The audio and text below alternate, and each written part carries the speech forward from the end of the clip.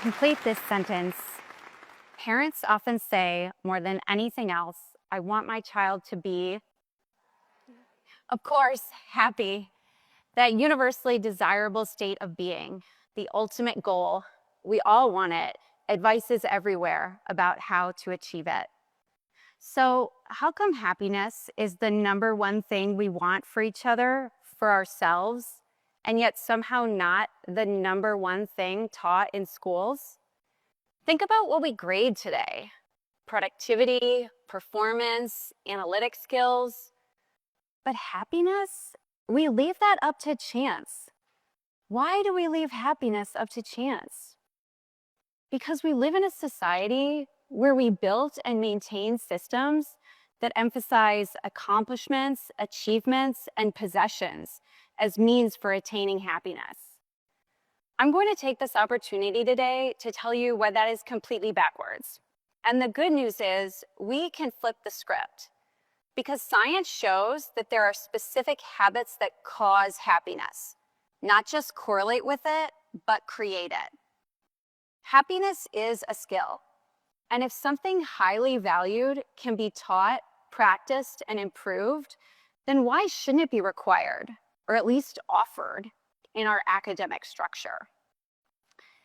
As a professor at Vanderbilt, I made the strategic decision to assess happiness in my positive psychology class. And here's what I learned. Even the brightest, most ambitious people won't make time for their own happiness unless it's required.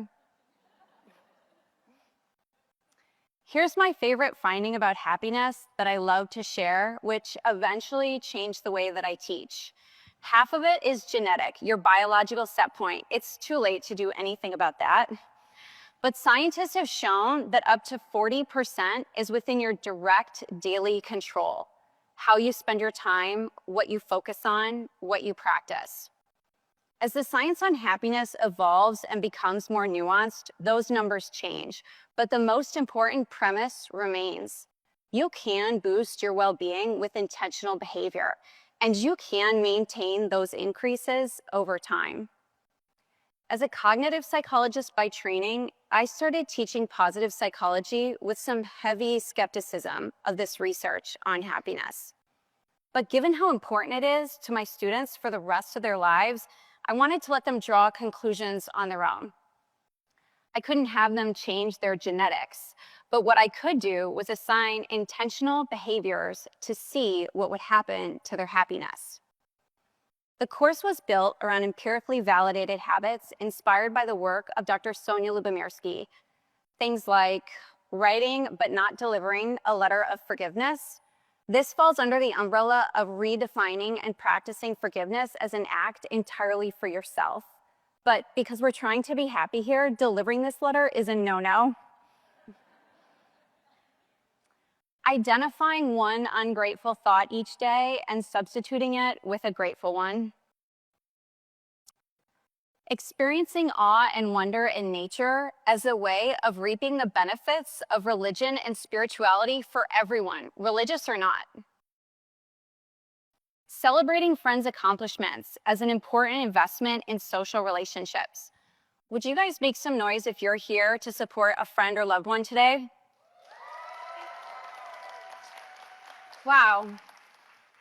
Well, you get a gold star. I don't know why you're here. You already have it figured out. Because it turns out that we're really good at coming together in a crisis, but we're pretty bad at being genuinely happy for one another's accomplishments, except for you guys, obviously. If you didn't clap, that's embarrassing. Or finally, lingering over your morning cup of coffee, slowing down to savor almost anything that you rush through during the day. Each week in my class, students were assigned a specific habit. They had to submit evidence of their practice like a photo, summarize the science behind the habit. They needed to prove to me they knew that I had not just assigned them some woo-woo bullshit, and then reflect honestly on whether or not it helped. And I told them, I have no skin in this game. I did not invent these habits. You will not offend me if you hate them. Just tell me the truth. So yes, I assign joy. I make it mandatory. And what's wild is it works, but not in the way I expected. They do the habits, they reflect. One student wrote about spending time with her family to practice social connection. Connecting with my family did make me feel better. Count happiness as boosted. Another student said about practicing forgiveness, I'm a bit surprised, but I found this activity to be helpful. A lot of faith in my assignments. Being able to forgive felt really calming. I often hear that it's students' favorite class at Vanderbilt, which gets me invited to speak to other groups on campus. But is a favorite class enough to make lasting changes in an achievement-based society? One night, I was guest lecturing to another group on campus about the science of happiness, and I asked them if they were likely to try out the habits on their own. One student said, I'm not going to make time in my day for happiness because the joy it brings is fleeting. Another student said, happiness doesn't count on a resume. I'd rather spend my time doing something I know will pay off later. These students are playing the long game. Every hour, every minute, every ounce of energy is being invested in some distant future payoff. In other words, these students are telling us that happiness doesn't feel like a smart bet. And I get it, I really do. But with age comes perspective. Many of us in this room know that life can change in an instant. I'm giving this talk from a chair because when I was 33, I woke up paralyzed from the waist down. A ruptured disc impinged on my spinal cord, and it took me years to relearn how to walk, wait to see what mobility would return, pull myself out of a deep depression, and learn to live with the chronic pain that will never leave. When my students tell me they're postponing joy for later, I feel a sense of urgency they can't yet understand. A few months after the semester ended, I polled my positive psychology students to see if they kept up the habits. Given their enthusiasm for the course, I really thought that they would. But most of them admitted that they did not. Why didn't they keep up the habits?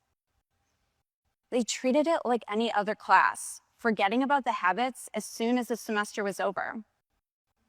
I bet many of you can remember cramming for exams in college just to forget the information as soon as it became irrelevant. Yeah, I didn't do that, but I thought you guys did. I don't think that my students are telling me that they think happiness is irrelevant. They think that prioritizing their happiness will cause them to lose their edge. And they will lose their edge as they currently know it, but it would be replaced by something even greater. And here's how I know this is true. I have now taught some version of this class to middle schoolers, high schoolers, college students, middle-aged adults, and retirees. If the right move is to postpone joy, thinking that it will come once you get into grad school, land your dream job, buy a house, then why does a room full of upper middle class retirees who have many of those riches still sign up for a course on happiness? Why are you here today for this event on joy? Because we live in broken systems that put the cart before the horse. Education rewards test scores, not well-being. Work rewards output, not community. Many families applaud discipline over delight. We have all built and continue to uphold these flawed systems in which we're always chasing success and then moving the goalpost back, incorrectly expecting happiness to follow. But here's the thing. Science shows us that happiness leads to success, not the other way around. We know this because people who build joy are not just happier. They're more resilient, more focused, more connected.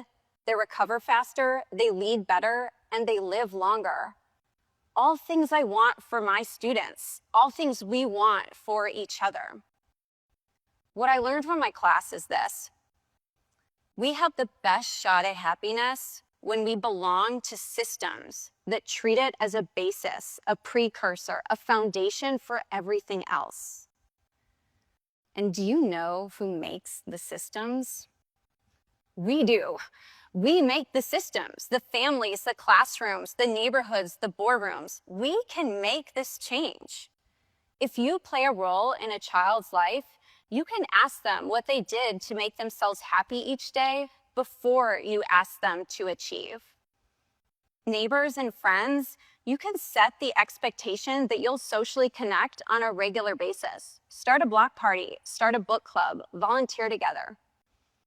Employers, you can reward your employees for using all their vacation time knowing that success and productivity will follow their rest. Look, the happiest countries are not that way because their citizens read the right self-help books or listened to the right podcasts. They're that way in part because of what I'm describing here. What if we all took whatever collective power we have and made sure that we create systems that embed happiness-promoting norms, which in turn makes it possible, if not probable, or even inevitable, that people will then be able to make and sustain happiness-enhancing choices. That is how we grade happiness and give it the credit it deserves. Thank you.